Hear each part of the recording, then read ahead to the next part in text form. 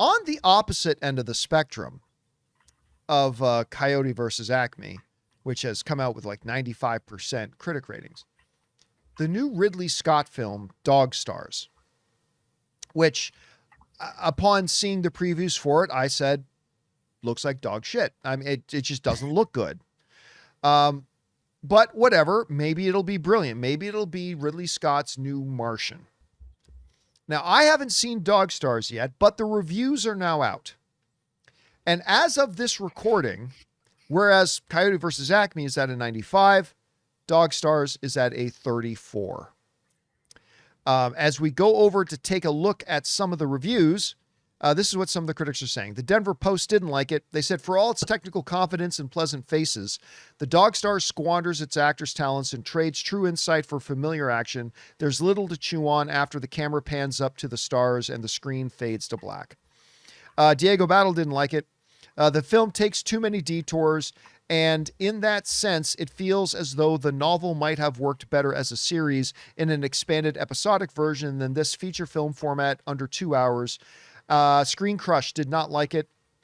They wrote, better than you might expect from something released on the last Friday in August, worse than you might expect from the man who made Blade Runner and The Martian. The AU Review didn't like it. They said, sits frustratingly between identities, too contemplative to satisfy the action-driven survival thriller it's been marketed as, but too thinly written to fully succeed as the meditative character study it clearly wants to be. Real James didn't like it. It feels like Ridley Scott is in those twilight years of his career. Punch Drunk critics, they did like it. They said, while a bit rough around the edges, the Dog Stars offers a different, highly entertaining take on the post-apocalyptic thriller. David Arroyo didn't like it, said, a watered-down version of I Am Legend. It's not bad, and it doesn't feel like it's doing anything terrible, but it doesn't elicit the opposite reaction either. It's neither excites nor surprises. It feels like it was made on autopilot. Loud Clear Reviews didn't like it. They said Ridley Scott's latest, The Dog Stars, contains riveting action and welcome humor, but it sorely lacks both originality and an emotional core. And then we'll just end with, instead of going on and on, we'll just end with, it's better in the dark. Writes, it's reassuring to see a movie that reminds us that even after the apocalypse, there's always going to be poor people wanting to steal our stuff. I don't even know what that means. I'm not 100% on board or understanding what that means either, to be honest. But there you have it. So obviously not getting the best reviews. And I've never thought this movie looks very good. And look, guys, yesterday somebody asked a question. Somebody wrote in yesterday, I think it might have been during Overreaction. And somebody asked, if Dog Stars isn't received well, which we now know it's not, does that tarnish Ridley Scott's legacy? To which I said firmly, and I still believe and will always believe, not a chance. Ridley Scott's career is set in stone. He is going to go down. He will be supping amongst Valhalla when the time comes. He is one of the greatest to ever do it. He may not be great today, but that doesn't change what he was. And I kind of mentioned yesterday, Sean, that look, whether you think he's number one or number two or number three, everybody agrees Michael Jordan's one of the greatest of all time. If you look at his numbers in the last 2 years of his career, they weren't anything to write home about. Does that tarnish his impeccable legacy at all? Of course not. Of course not. Now, having said that I 100% believe that Ridley Scott's legacy is completely 100% locked, loaded, and secure forever. And maybe I'll like Dog Stars when I see it, but right now most people seem that they don't. I'll be the guy to ask the question and put it out there. Is it just time for Ridley Scott to retire? Is it just straight up time for Ridley Scott to retire? Because I'll tell you what, the last truly great movie he made was 12 years ago. That was The Martian. And the last great one he made before that, I couldn't even tell you. Might have been Gladiator. Well, no, there's a couple. There's a couple that came out after Gladiator weren't too awful bad either. But if we look at like his last 10 movies, The world, guys, seems to be divided between whether people like Prometheus or don't like Prometheus. I'm one of the guys that I wasn't a big fan of Prometheus. So I'm not going to have that one as a win. The Counselor is truly one of the 20 or 30 worst films I've ever seen in my life. Rob really likes it. I want to remind Rob likes it, but I think it's like one of the 30 worst films ever. Exodus, Gods and Kings, I thought was a waste. Then he did The Martian in 2015, which is amazing. I love The Martian. Then he did Alien Covenant, which I also really didn't like. He did All the Money in the World, which I didn't think was all that great. He did The Last Duel, which I was terminally bored with and thought was terrible.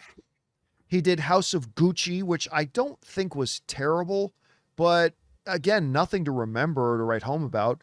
Then he did a movie I was extremely excited about in Napoleon, because they showed us like 10 minutes of it at CinemaCon, and it blew my mind. And then I watched it and I'm like, oh my God, this is terrible. And then he did Gladiator 2, which I'm sorry, that again, in a vacuum, not a bad little ancient Rome movie, I guess, but as a follow-up to Gladiator, it was just terrible. And I'll never forget, I had to look this up when Denzel Washington says, "Take them to the back and hose them down." I'm like, wait a minute. And sure enough, this is the nerd in me. I had to go home and look it up. Sure enough, the hose had not been created until literally centuries after that.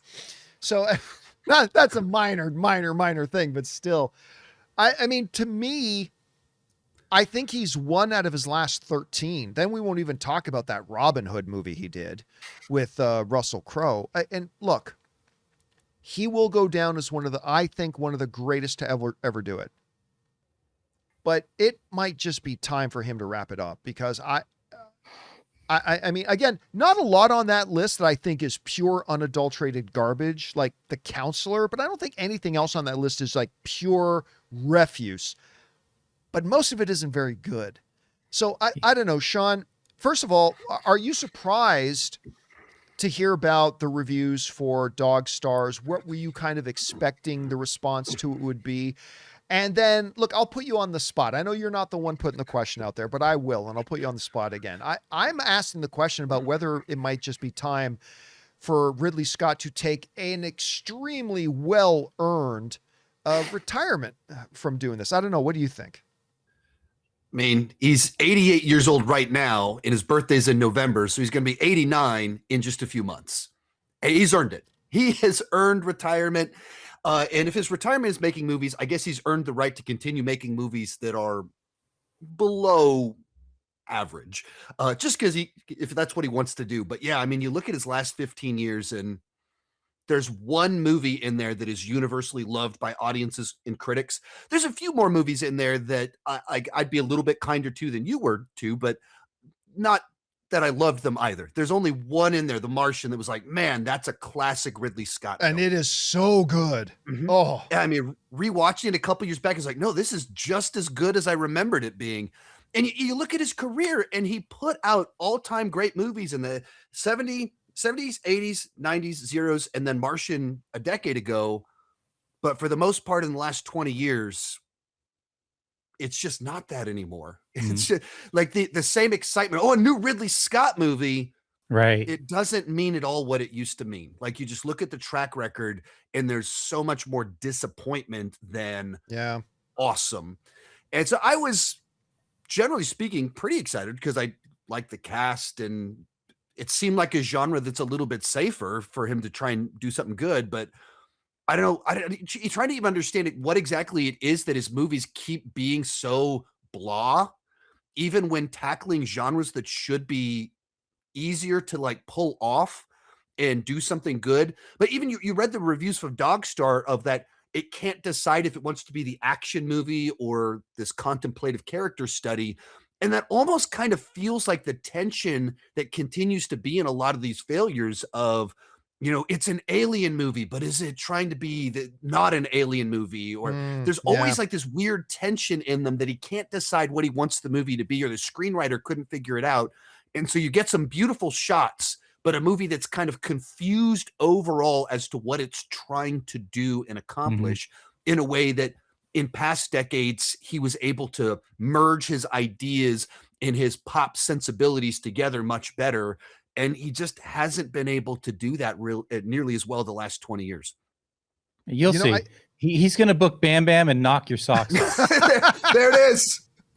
From producer Ryan Gosling and the director of Gladiator comes Bam Bam. Bam Bam. Are you not entertained? Look, I said a little bit earlier, he has earned a retirement. I mean, if anybody has in this business, it's him. I should also say the opposite. He is Ridley Scott. And while he has earned a retirement, he's also earned that if he wants to keep making movies, he's earned that too. He just has.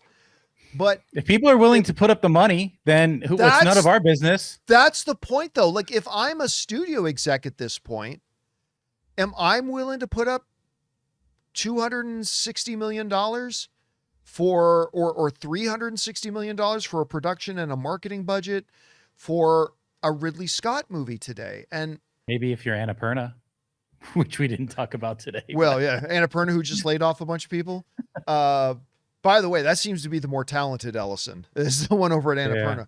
Yeah. But yeah, I don't know. It's just, it's unfortunate to hear that this one didn't quite work. But again, maybe, listen, a lot of movies come out that other people don't like that I do. So maybe this will be one of them, but I'm kind of doubting it. Anyway, guys, question is for you. What do you think about this? The reviews for Dog Stars are, not surprisingly, really not good. And I just kind of asked the question, maybe it's just time at his age and at his legacy is already very, very secure. Maybe it's time for Ridley Scott to hang it up. I don't know. Whatever you guys think, jump down into the comment section below, then let us know your thoughts. Guys, we want to take a second to thank a sponsor of today's video, Quince. August is a great time to reset a few things before fall gets crazy, and one of the easiest places to start is your closet. That's where Quince comes in. Quince is all about fewer, better pieces made with premium materials that are designed to actually last. We're talking ultra soft organic cotton tees, Mongolian cashmere sweaters, premium denim, and tailored chinos starting at just $60. And here's what really stands out. Quince prices everything 50 to 80% less than similar brands by working directly with ethical factories and cutting out the middlemen. So you end up paying for the quality, not some giant markup. I've already ordered a number of things from their store. As a matter of fact, I love this shirt. It looks great, and most importantly, it's crazy comfortable. Upgrade your everyday. Download the Quince app for app-exclusive offers, or go to quince.com/Campea. Get free shippings on your order and 365-day returns. Now available in Canada and the UK too. That's QUINCE.com/Campea.